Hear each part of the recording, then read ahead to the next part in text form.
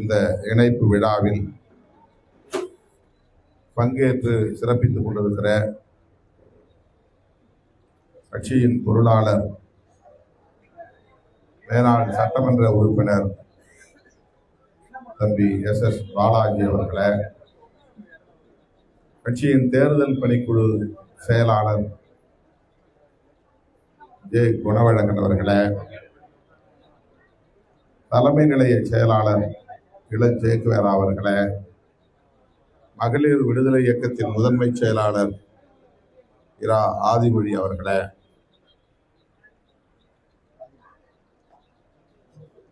சோழிங்கநல்லூர் மண்டல செயலாளர் தம்பி ரூதர் கார்த்திக் அவர்களே, மாவட்ட பொருளாளர் லாரன்ஸ், இரா தாமு, மோ பாளையம், சிரஞ்சீவி, கலைவேந்தன், அப்பாஸ் அலி, விடுதலை விமல், விடுதலை ராஜ், மீனவன், செம்மை சங்கர், விமல் வளவன், கதிர், இரா லா உலகநாதன் ஆகிய முன்னணி பொறுப்பாளர்களே, சுமா விநாயகம் அவர்களே, சண்முகம், சபரி, மணி, சக்திவேல், மார்க்கெட் சேகர், தினகரன், டூயட் ராஜா, சிறுத்தை முருகன், திருமாமுருகன், விஜி வளவன் உள்ளிட்ட தொகுதி மாவட்ட பொறுப்பாளர்களே, இன்றைக்கு விடுதலை சிறுத்தைகள் கட்சியிலே தங்களை இணைத்துக் கொள்ள முன்வந்திருக்கிற பல்வேறு கட்சிகளை சார்ந்த தோழர்கள், இரா வாசுதேவன் தலைமையில் வருகை தந்திருக்கிற தோழர்களே, எஸ் கார்த்திக் அவர்களே, கே நவீன் அவர்களே, கமல்நாத், பிர்லா, சச்சின் ஆகிய தோழர்களே, சிறுத்தை வி ரஞ்சித் அவர்களின் தலைமையில்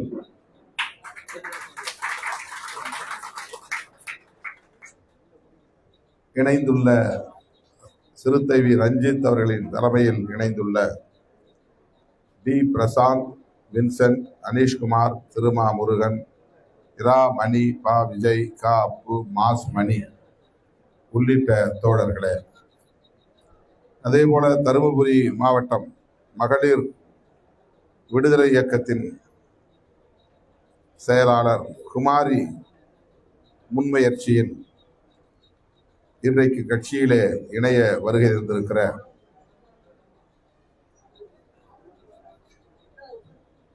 தோழர்கள் சந்திரன், நடராஜன், முனிராஜ், நாகேந்திரன், குணசேகரன் ஆகிய தோழர்களே, மற்றும் இயக்கத்தின் முன்னோடிகளே,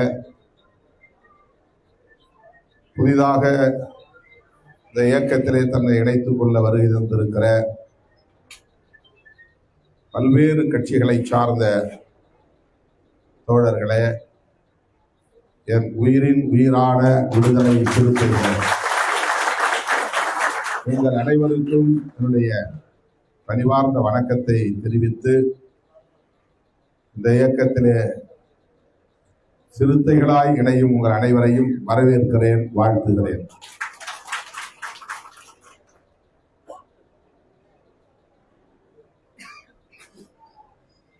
விடுதலை சிறுத்தைகள் கட்சி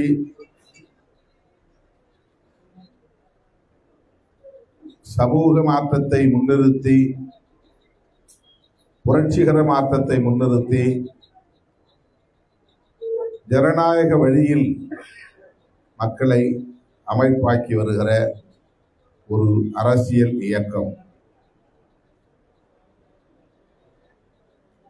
இந்த இயக்கத்தை மென்மேலும் வலுப்படுத்த வேண்டும் என்கிற நல்லெண்ணத்தோடு பல்வேறு கட்சிகளில் இருந்தும் பல்வேறு சமூக குழுக்களில் இருந்தும் அணிதிரண்டு வந்திருக்கிற உங்களை நான் மீண்டும் ஒரு முறை வரவேற்று வாழ்த்துகிறேன்.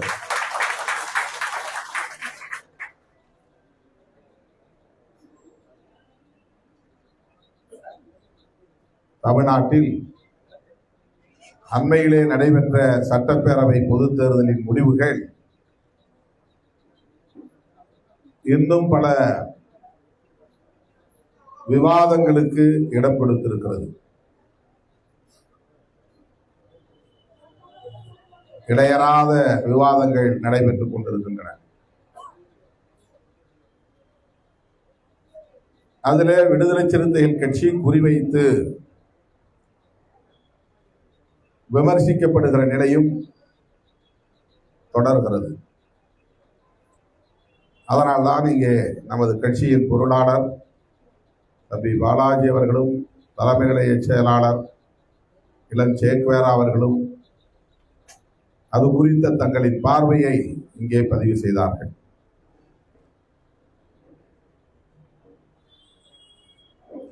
வழக்கமான அரசியல் அணுகுமுறைகளை கடந்து அல்லது அரசியல் மரபுகளை தகர்த்து நாம் உண்மையான ஜனநாயக அணுகுமுறைகளை முன்னெடுத்து செல்கிறோம்.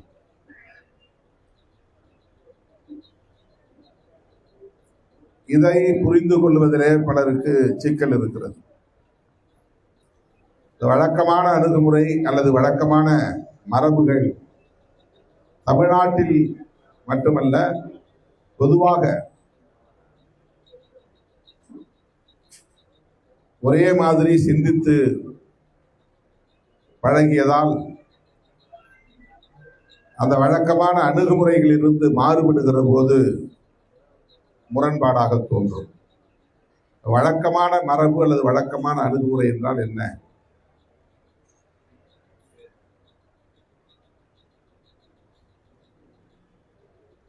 தமிழ்நாட்டிலே நீண்ட காலமாக ஒரு அரசியல் கலாச்சாரம் வலுப்பெற்றிருக்கிறது.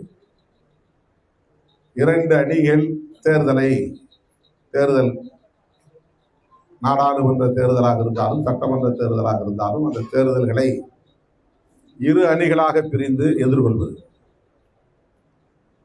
மூன்றாவதாக ஒரு கட்சி தோன்றினாலும் அல்லது மூன்றாவதாக ஒரு அணி தோன்றினாலும் கடந்த சில 10 ஆண்டுகளாக அதற்கு பெரிய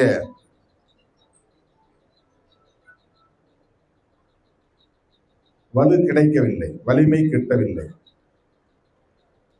அதனால் மும்முனை போட்டி என்கிற சூழலை உருவாகாமல்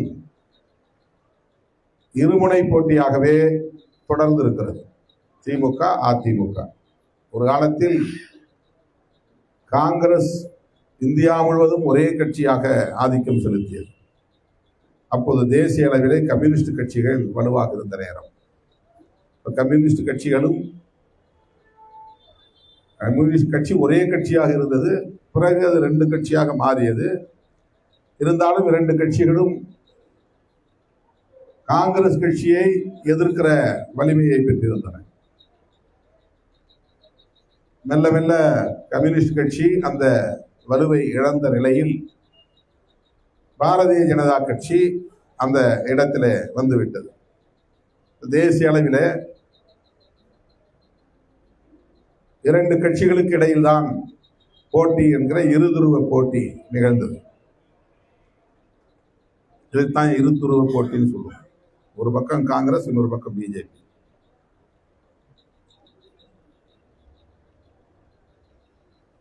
இது உருவாவதற்கு முன்பு, பிஜேபி உருவாவதற்கு முன்பு காங்கிரஸை எதிர்க்க தனி ஒரு கட்சியாக எதுவுமே இல்லை என்பதனால் துண்டு துண்டாக அங்கே சிதறி கிடந்த சில கட்சிகள், மாநில கட்சிகள் ஒன்றாகி ஜனதா என்கிற ஒரு கட்சி உருவாக்க பெற்று ஜனதா தலைமையில ஒரு கூட்டணியும் உருவாகி கூட்டணி ஆட்சி முறைக்கு வழிவகுத்தது டெல்லியில. அப்ப அதுக்கு முன்னாடி வரலும் சோலோ பவர் காங்கிரஸ் தான். எல்லா மாநிலத்திலும் காங்கிரஸ் தான் ஜெயிக்கும், டெல்லியிலும் காங்கிரஸ் தான் ஜெயிக்கும். எதுக்கிறது ஆள் கிடையாது. அதிலிருந்து வெளியே வந்த சிலர் ஒன்று சேர்ந்து ஜனதா என்கிற ஒரு கட்சியை உருவாக்கினார்கள். ஜனதா மட்டுமே எதிர்க்க முடியாததால் மாநில கட்சிகளையும் ரீஜனல் பார்ட்டிஸ் சில கட்சிகள், அதில் திமுகவும் சேர்ந்துச்சு 1977. அதுல சேர்ந்த ஒரு கட்சி தான் ஜனசங்கம்ங்கிற கட்சி. அப்ப பாஜக கிடையாது.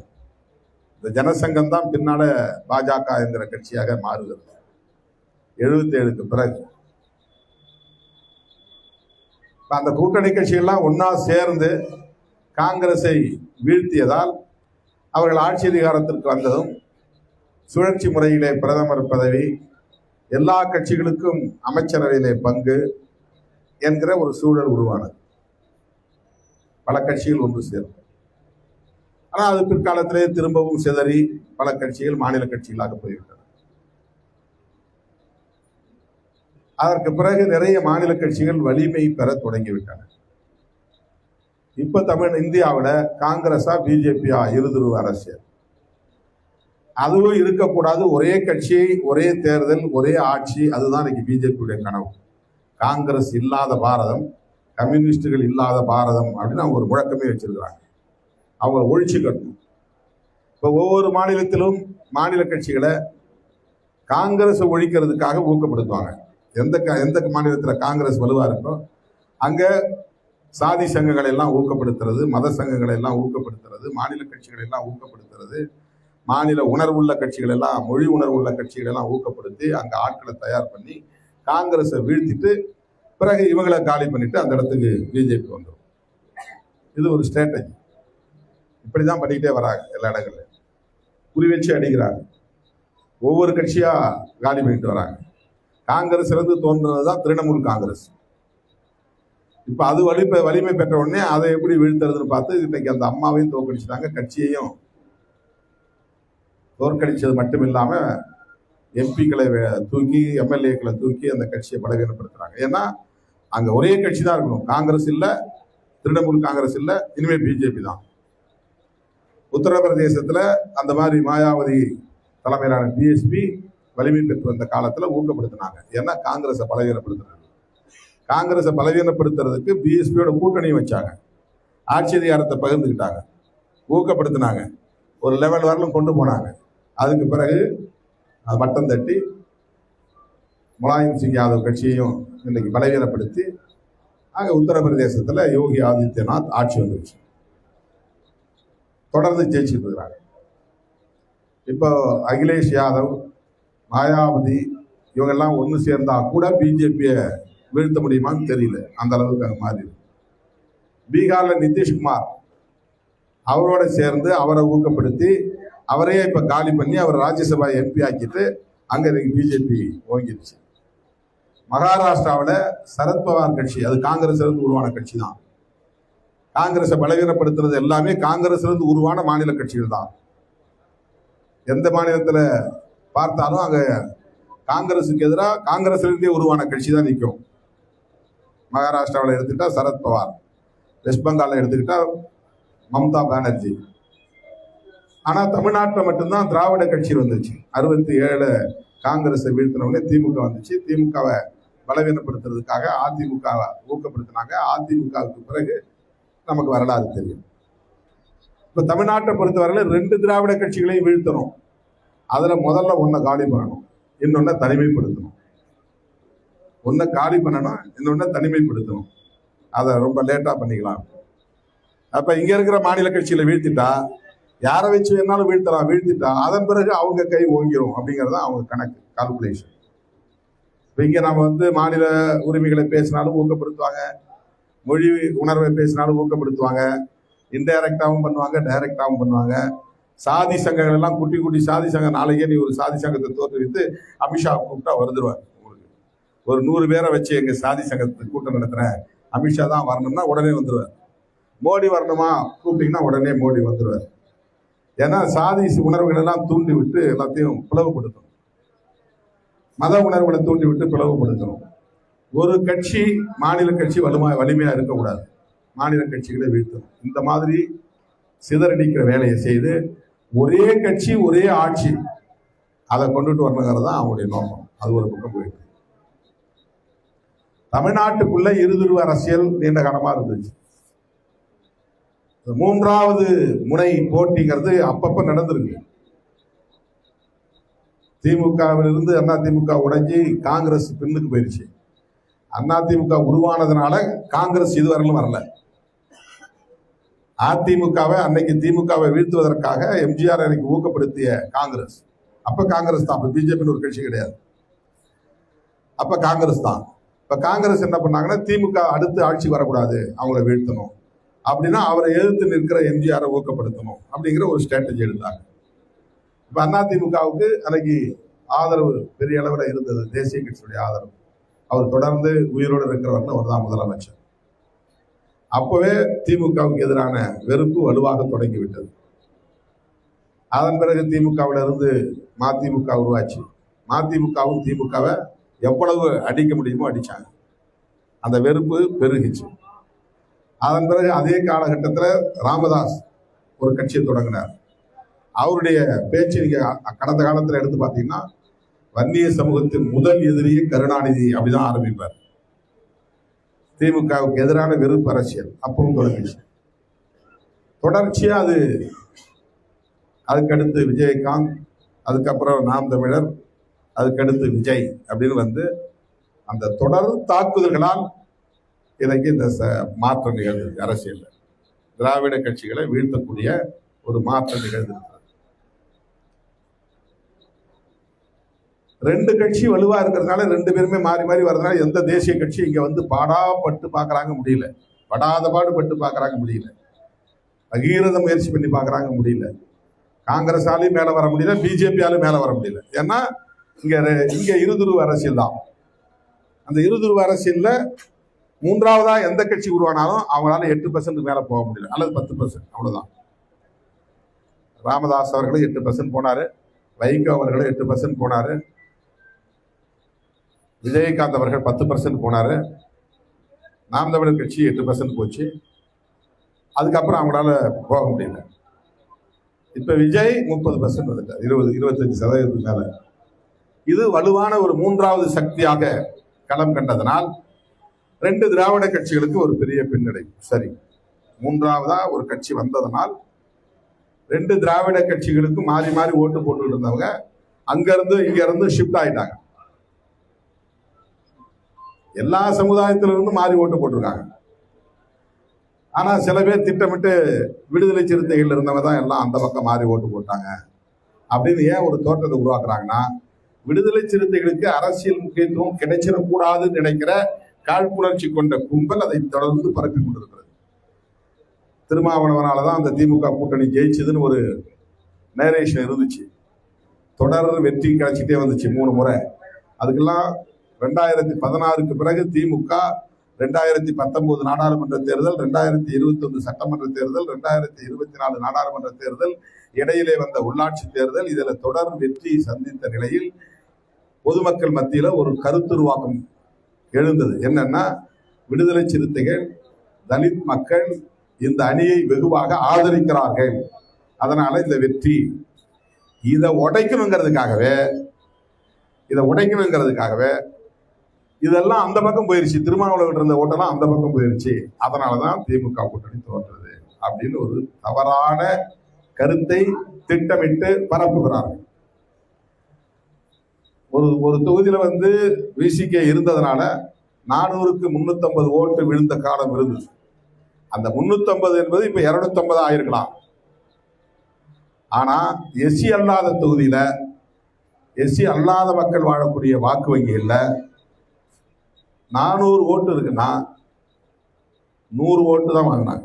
அவங்களுக்கு இப்ப அது வந்து 30 ஓட்டா குறைஞ்சு போச்சு, அல்லது 20 ஓட்டா குறைஞ்சு போச்சு. அதை யாரும் பேசுறது இல்லை. 0 கூட இருந்திருக்கு. இப்ப ஸ்ரீரங்கத்துல வந்து ஒரு பூத்துல வெறும் 5 ஓட்டு தான் டிஎம்கே வேட்பாளர் கிடைச்சிருக்கு. அது எஸ்சி பூத்தே கிடையாது. அப்ப இதுக்கு முன்னாடி அந்த பூத்துல திமுகவுக்கு எவ்வளவு ஓட்டு கிடைச்சது, ஏன் இப்ப 5 ஓட்டு கிடைச்சது? அவங்க எல்லாம் யாருக்கு ஓட்டு போட்டாங்க? என்ன நேரேஷன், என்ன ஒரு என்ன ஒரு தோற்றத்தை உருவாக்குறாங்கன்னா, விடுதலை சிறுத்தைகள் அங்க வர்றது, இங்க இருந்து இந்த அணி தோற்று போனதற்கு விடுதலை சிறுத்தைகளுக்கு வாக்களித்தவர்கள்லாம் மாறி அங்க ஓட்டு போட்டாங்க. அதாவது எஸ்சி மக்கள்லாம் சினிமா மோகத்துக்கு ஆளாகி ஓட்டு போட்டாங்க இது ஒரு தோற்றம். இந்த மக்கள் வந்து அரசியல் படுத்தப்படாதவர்கள்ங்கிற மாதிரியும், ஒரு காலத்துல என்ன பண்ணாங்க, ஓட்டுக்கு காசு வாங்கிட்டு போட்டாங்கன்னாங்க. இப்ப டிவிக்கே ஓட்டுக்கு காசே கொடுக்கல, அவங்க ஜெயிச்சுட்டாங்க. அந்த குற்றச்சாட்டை உங்களால சொல்ல முடியல. சினிமா மோகத்துல போட்டாங்க. அதே ஊர்ல பூத்துல தலித் அல்லாதவர்களுடைய பூத்துல எடுத்து பாருங்க, எவ்வளவு ஓட்டு டிவிகேவி விழுந்திருக்கு, எவ்வளவு ஓட்டு டிஎம்கேவி விழுந்திருக்கு, அது தெரியும். இன்றைக்கு 59 இடங்கள் திமுக வெற்றி பெற்று இருக்கிறது என்றால் அதுவும் விடுதலை சிறுத்தைகளின் பங்களிப்பு தான் மகத்தானது என்பதை சொல்ல நான் கடமைப்பட்டிருக்கிறேன். அதை கூட அந்த அளவுக்கான எண்ணிக்கையை தக்க வைத்ததில் சிறுத்தைகளின் பங்கு மகத்தானது. அதை யாரும் சொல்ல மாட்டாங்க. ஏன் சொல்ல மாட்டாங்கன்னா, விடுதலை சிறுத்தைகளுக்கு கிடைக்கிற முக்கியத்துவம் அவர்களால் தாங்கிக் கொள்ள முடியும். நாம யாரும் சொல்லல, அவங்களா வந்து என் பேரை ப்ரப்போஸ் பண்றாங்க. ஒருத்தர் துணை முதலமைச்சர் இருக்கிறாரு, ஒருத்தர் முதலமைச்சர் இருக்கிறாரு. நாங்க சொல்லவே இல்லை, நாங்க கிளைம் பண்ணல, நாங்க யார்ட்டையும் போய் கேட்கல. எங்கள்கிட்ட இருக்கிறது 2 சீட்டு. நாங்க யார்ட்டையாவது போய் கேட்டோமா எங்களை முதலமைச்சர் ஆக்குங்கன்னு? நாங்க யார்ட்டையாவது போய் கேட்டோமா எங்களுக்கு துணை முதலமைச்சர் வேணும்னு? இப்ப நம்ம கேட்கவே இல்லை. நோபல் பரிசுக்கும் பரிந்துரைக்கிறாங்க. இன்னும் என்னென்ன கிடைக்குமோ நமக்கு தெரியல. நோபல் பரிசுக்கும் பரிந்துரைக்கிறார்கள். விடுது நான் பாட்டு செவனேன்னு இங்க உட்கார்ந்து இருக்கிறேன். உங்களை கூடவே கிடந்து உங்க மூச்சு காற்று சுவாசிச்சு கிடக்குறேன். நான் 20 மணி நேரம் ஒரு நாளைக்கு கும்பல்லே கிடந்து உழல்றேன். ஆனா அவங்க எங்கே இருக்கிறவங்க துணை முதலமைச்சர்ன்றாங்க, முதலமைச்சர்ன்றாங்க, இப்ப நோபல் பரிசுக்கு பரிந்துரைக்கிறாங்க. அதுக்கு நான் என்ன பண்ண முடியும்? அது சிலருக்கு வயிற்றெரிச்சலா இருக்கு. இந்த வயிற்றெரிச்சல் தாங்க முடியாமல் மீடியாவில் அவன் கூட பேசுறாங்க. ஏதோ நான் சொல்லிதான் வந்து டிஜிபியை போட்டாங்க, நான் சொல்லிதான் வந்து டிவிஎஸ்சிக்கு தலைவரை போட்டாங்க, நான் சொல்லிதான் வந்து லாண்ட் ஆர்டர் போட்டாங்கிற மாதிரி தவறான தகவல். யாருக்கும் நான் சொல்லலை, நான் சொல்லியும் போடலை, அது உண்மையும் இல்லை. அந்த அதிகாரி தலித் அப்படின்னா நான் சொன்னேன்னு அர்த்தமா? நான் தலித்து மட்டும் தான் சொல்லுவேனா? வேற யாருக்கும் நான் சொன்னது இல்லையா? அவங்க பாருங்க சாதி புத்தி. அது இந்த சாதி புத்தியிலிருந்து வரக்கூடிய வெளிப்பாடு. நான் இதுவரையில இத்தனை வருஷம் 37-40 வருஷம் இந்த களத்தில் இருக்கிறேன். சாதி அடிப்படையில் எந்த அதிகாரியும் போய் நான் அணுகினது கிடையாது. எந்த அதிகாரி எந்த சாதின்னு நான் தெரிஞ்சுக்கிட்டது கிடையாது. சொல்ல போனா IAS IPS அதிகாரிகளை வச்சுக்கிட்ட மேடையிலே நான் சொல்லுவேன், ஆடு மாடு மேய்க்கிறவர்களை நம்பித்தான் நான் இந்த களத்தில் இருக்கிறேன். IAS IPS நம்பி நான் பல வேலைகளை பேசுகிறேன். இன்றைக்கும் கட்சி நடத்துவதற்கு சாதாரண தொண்டர்கள் உழைக்கிறவர்கள் தான் எனக்கு உதவுறாங்களே தவிர IAS IPS படித்தவங்க யாரும் எனக்கு வந்து உதவலை. எனக்கு யாரும் ஆலோசனை சொல்லலை, எனக்கு யாரும் வழிகாட்டலை, எனக்கு யாரும் புத்திமதி சொல்லலை, எனக்கு ஏதும் திங்க் டேங்க்லாம் கிடையாது. இந்த சிந்தனையாளர்கள் மன்றம் அப்படிங்கிறதுலாம் விடுதலை சிறுத்தை கட்சி கிடையாது. இந்த ரிட்டையர்டு IAS ஆஃபீஸர்ஸ்லாம் அப்படியே போய் அந்தந்த சாதி அடிப்படையில் ஒன்றா சேர்ந்துருவாங்க. இப்போ மருத்துவர் ராமதாஸ் வந்து ஒரு கட்சி நடத்துறாருன்னா அந்த சமூகத்தில் இருக்கிற ரிட்டையர்டு IAS ஆஃபீஸர்லாம் அவருக்கு பின்னால் இருப்பாங்க. அவருக்கு பட்ஜெட் எழுதி கொடுப்பாங்க, அவருக்கு அறிக்கை எழுதி கொடுப்பாங்க, அவருக்கு ஆலோசனை கொடுப்பாங்க. இது மாதிரிலாம் என் பின்னால் யாராவது ஒரு IAS வந்து பார்த்துருக்கீங்களா? நானும் அவங்கள தேடி போனது கிடையாது, அவங்களும் என்னை தேடி வந்தது கிடையாது. அப்படி அவங்கள நம்பி நாம் இருந்தது இல்லை. யார்கிட்டையும் நான் போய் ஆலோசனை கேட்டதும் இல்லை. கேட்டதுன்னா என்னன்னா, எனக்கு அது தேவைப்படலை. அப்படிலாம் எனக்கு எந்த ஆம்பிஷனும் பெருசாக கிடையாது. நான் ஜனங்களுக்காக கிடக்கிறேன், ஜனங்களுடைய டிமாண்ட் என்னவோ அதுக்காக நான் போராடுறேன், அவ்வளவுதான். பெரிய கால்குலேஷன் கிடையாது எனக்கு. பெரிய கணக்கு, தொலைநோக்கு திட்டம், அப்படி ஆகணும் இப்படி ஆகணும் அப்படின்னா எதுவும் கிடையாது. ஏன்னா பல பேர் கேட்டாங்க, ஏன் நீங்க முதல்வராக ஆசைப்படலையான்னு. 20 வருஷமா, 25 வருஷத்துக்கு முன்னாடியே ஆனந்த விடல ஒரு பேட்டி, எனக்கு முதலமைச்சர் கனவு உண்டு அப்படின்னு ஒரு பேட்டி எடுத்து போட்டாங்க. அதை கேட்டாங்க. இது நீண்ட காலமா விவாதிக்கப்பட்டு வருகிற ஒரு செய்தி. நான் எல்லாருமே சொல்றது என்னன்னா, மக்களா பார்த்து திருமாவளவனுக்கு இந்த தகுதி இருக்கிறது என்று தீர்மானிக்கிற காலம் வரும். அதுவரையில் உழைப்பது மட்டும்தான் என் வேலை, பாடுபடுவது மட்டும்தான் என் வேலை. நானே என்னை வந்து ஒரு பிராண்ட் பண்ணிக்க மாட்டேன். ஆளை பிடிச்சி எனக்கு ஏதாவது இந்த பிராண்டிங் ஸ்ட்ராட்டஜி கொடுங்க, எனக்கு வந்து எப்படி பிரச்சாரம் பண்ணணும், எப்படி பேசணும், எனக்கு ஏதாவது எழுதி கொடுங்க அப்படின்லாம் இல்லை. இப்போ பாரு, சும்மா அப்படியே தூக்க கழகத்தில் உட்காந்துருந்தேன், டக்குனு எழுச்சி வந்து பேசுகிறேன். என்ன பேசுறது எனக்கு தெரியாது, அவங்க பேசுறதை வச்சு பேசுகிறேன். ப்ரிப்பேர் பண்ணிட்டு நான் வரல. ஆக விடுதலை சிறுத்தைகள் கட்சி குறிவைக்கப்படுவது, திருமாவளவன் குறிவைக்கப்படுவது ஒரு உள்நோக்கம் கொண்ட செயல். தமிழக அரசியலில் இவர்கள் தொடர்ந்து பேசுவிடு பொருளாக இருக்கிறார்கள் அல்லது தீர்மானிக்கிற சக்தியாக இருக்கிறார்கள்.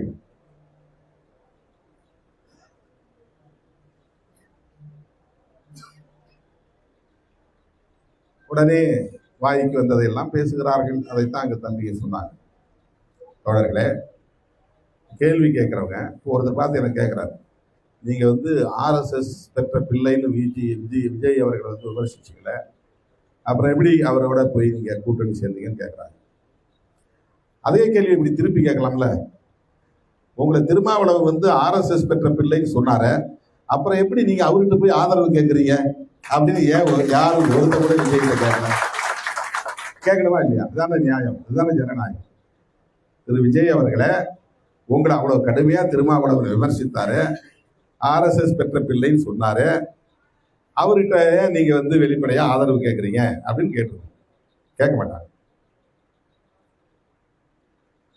திமுகவோடு நட்பு தொடர்வதுன்னு சொல்லிட்டோம். அந்த மே 10, 11, 12 அந்த காலகட்டத்தில் நம்ம ஆதரவு தெரிவித்த நேரத்தில், அப்புறம் அமைச்சரவை சேர்ந்த நேரத்தில் மே 21க்கு பிறகு பேசும்போது சொன்னாங்க. அது எப்படி சொல்லலாம்? நான் கேட்குறேன், திமுகவை தீய சக்தின்னு சொன்னவர் எப்படி முன்னாள் முதலமைச்சர் வீட்டுக்கு போகலாம்? யாராவது கேட்டீங்களா? தீய சக்தின்னு சொன்னாரா இல்லையா? அப்போ அண்ணன் ஸ்டாலின் அவர்கள்ட்ட நீங்க கேட்கணும், என்னங்க உங்களை தீய சக்தின்னு சொன்னாரு, அவரை ஏன் நீங்க போய் வரவேற்கிறீங்கன்னு கேள்வி கேட்கணும். அல்லது நீங்க தீய சக்தின்னு சொன்னீங்க, அவரை எதிர்த்து தானே உங்களுக்கு மக்கள் ஓட்டு போட்டாங்க, அப்புறம் எந்த அடிப்படையில் நீங்க அவர் வீட்டுக்கு போனீங்க, அவரை போய் அவருடைய வாழ்த்துக்களை பெற்றீங்க அப்படின்னு நம்முடைய முதலமைச்சர் விஜய் அவர்களை பார்த்து கேட்கணும். யாராவது கேட்பாங்களா?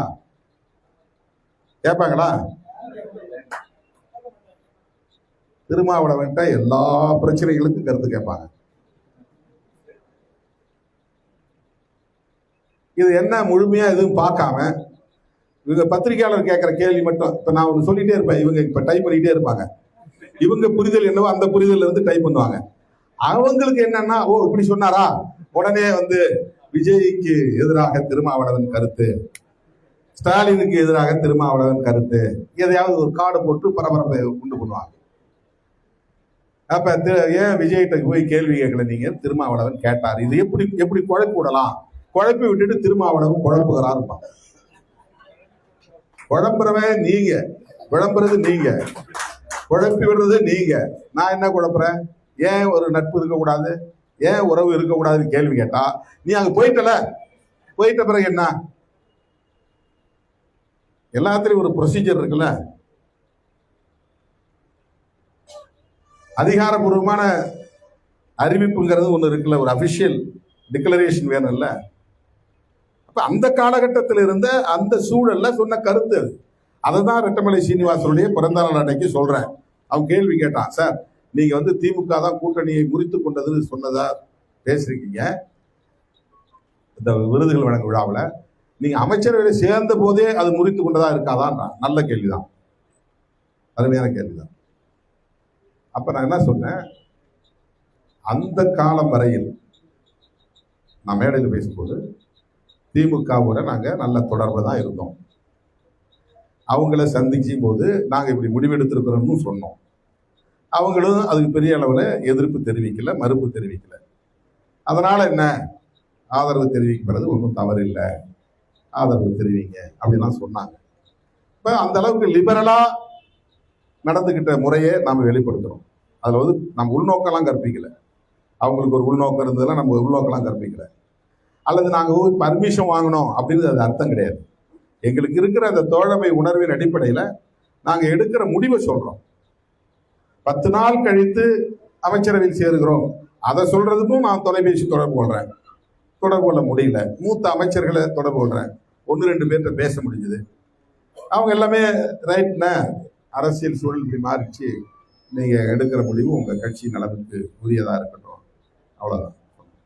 இதை நாம ஓப்பனா பேசுறோம். இதுல என்ன ஓப்பனா பேசுறது என்ன தப்பு இருக்குது?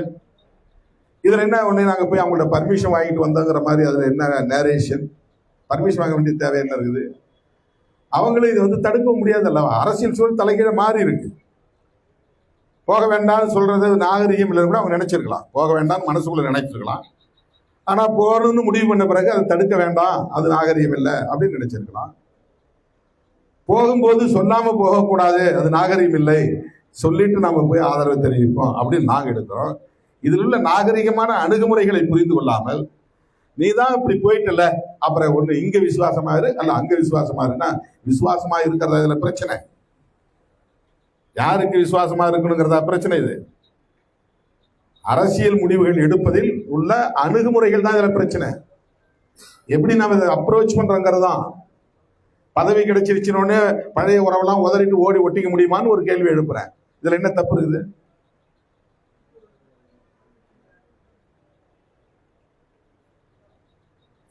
ஒரு விஷயத்தை நீங்க புரிஞ்சுக்கணும், கட்சி தொடர்கள் ஒன்று புரிஞ்சுக்கணும். உளவியலாக நம்மை பலவீனப்படுத்த பார்க்கிறாங்க. எப்படின்னா, திருமாவளவன் இப்ப வந்து அப்படியே மாறி மாறி பேசுறாரு, தடுமாறுறாரு. என்ன எனக்கு தேவை இருக்கு? நான் தடுமாற வேண்டிய தேவை என்ன இருக்கு? நான் பேலன்ஸிங்கா அரசியல பண்றேன். யாரையும் நான் வந்து பகை உணர்ச்சியோட அணுகவில்லை.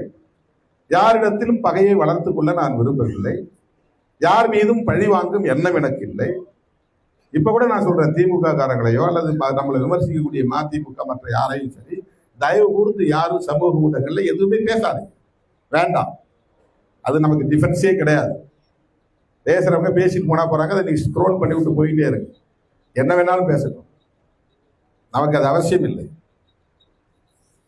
நான் வந்து வாரியர்ஸ் ஆஃப் சோசியல் ஜஸ்டிஸ், சமூக நீதிக்கான போராளிகள், அவ்வளவுதான். அவ்வளவுதான். கூட்டணியை பற்றியோ தேர்தலை பற்றியோ வெற்றி தோல்வியை பற்றியோ அதுல லாபநட்ட கணக்குகளை பற்றியோ நமக்கு கவலை இல்லை. அதை ஃபேஸ் பண்றோம், அவ்வளவுதான். போற வழியில அது வருது, நம்ம ஃபேஸ் பண்றோம். நீண்ட பயணம் போயிட்டு இருக்கோம், இடையில இடையில தேர்தல் வருது, கூட்டணி வருது, அதை ஃபேஸ் பண்ணி தான் ஆகணும், அதை டீல் பண்ணி தான் ஆகணும், அதை அணுகியே தான் ஆகணும். அதனால அதை ஃபேஸ் பண்றோம், அவ்வளவுதான். இப்போ நீங்க யார வந்து நம்பி இருக்கிறீங்களோ அந்த நம்பிக்கைய சிதைக்கிறது. திருமாவளவன் மேல இந்த இளைஞர்கள்லாம் அப்படி ஒரு அதீத நம்பிக்கையோடு இருக்கிறாங்களே, எவ்வளவு பெரிய புயல் அடிச்சாலும் அது சீர்குலையாம இருக்க, கட்டுக்கோப்பா இருக்க, இதை பொறுத்து கொள்ள முடியாதவர்கள் வாய்க்கு வந்ததை பேசுகிறார். இங்க இருந்து போயிட்டாங்க, கூடாரம் காலி ஆயிடுச்சு. பல கட்சியில இருந்து எந்த நம்பிக்கையில் நீங்க வந்து சேர்றீங்க? இதுக்கு யாரும் நம்ம வந்து இதுக்காக கேம்பெயின் பண்ணல. எல்லா சமூகத்தை சார்ந்த இளைஞர்களும் வந்திருக்கிறீங்க. இது நாளைக்கு ஆளுங்கட்சியாக போற கட்சி கிடையாது. திருமாவளவன் நாளைக்கு முதலமைச்சர் ஆகிடுவார் நினைச்சு யாரும் நீங்க வரல. இப்போ உங்களுக்கும் ஒரு கொள்கை பார்வை இருக்கிறது, ஒரு கோட்பாட்டு பார்வை இருக்கிறது, ஒரு நம்பிக்கை இருக்கிறது. எல்லா கட்சியுமே அப்படிதான். அந்த கட்சி விட்டு கட்சி தாவறவங்க யாரா இருப்பாங்கன்னா, கொள்கை பிடிப்பு இல்லாமல் பதவி வெறி கொண்டவர்களாக, பதவி பிடிப்புள்ளவர்களாக இருப்பவர்கள் தான். எந்த கட்சி எடுத்துக்கிட்டாலும் சந்தர்ப்பத்தை பயன்படுத்தி இப்பவே போனா டிவிக்கேல சேர்ந்துட்டா நாளைக்கு எம்பி சீட்டு வாங்கலாம் அப்படின்னு நினைக்கிறவங்க போறான்னு நினைப்பாங்க. தொண்டர்கள் அல்லது கொள்கை பிடிப்புள்ளவர்கள் யாரும் போக மாட்டாங்க. 99.99% அப்படியேதான் கட்சியில் இருப்பாங்க. அப்படிதான் எந்த கட்சியா இருந்தாலும். நம்ம கட்சியில் அப்படிதான். நம்ம ஒரு 25 வருஷம் தேர்தல் அரசியல் வந்துட்டோம். அங்க ஒன்று இங்க ஒன்றுமா சில பேர் போயிருக்கிறாங்க. அந்த சில பேர் யார் அப்படின்னா, மெயினா எம்எல்ஏ எம்பி ஆகணுங்கிற எண்ணம் உள்ளவங்க தான். அந்த எண்ணம் இல்லாதவர்கள்ட்ட அந்த ஊசலாட்டம் இருக்காது. இது நம்ம கட்சி, நம்ம கொள்கை, நம்ம தலைவர், தேர்தல் இடையிலே வந்து போகிறது, அவ்வளவுதான். அந்த பொறுப்புணர்வோடு இருக்கிறார். தோழர்களே, அந்த பொறுப்புணர்வோடு, அந்த புரிதலோடு விடுதலை சிறுத்தைகளாய் தங்களை இணைத்துக் கொள்ள வந்திருக்கிற உங்கள் அனைவரையும் மகிழ்ச்சியோடு வரவேற்று வாழ்த்து, நம்முடைய இலக்கை நோக்கிய பயணத்தில் நாம் உறுதியாக நிற்போம். நம்மை பற்றி யார் என்ன விமர்சனம் செய்தாலும் அதை பொருட்படுத்தாமல் கடந்து போவோம் என்று சொல்லி வாய்ப்புக்கு நன்றி கூறி முடிக்கிறேன்.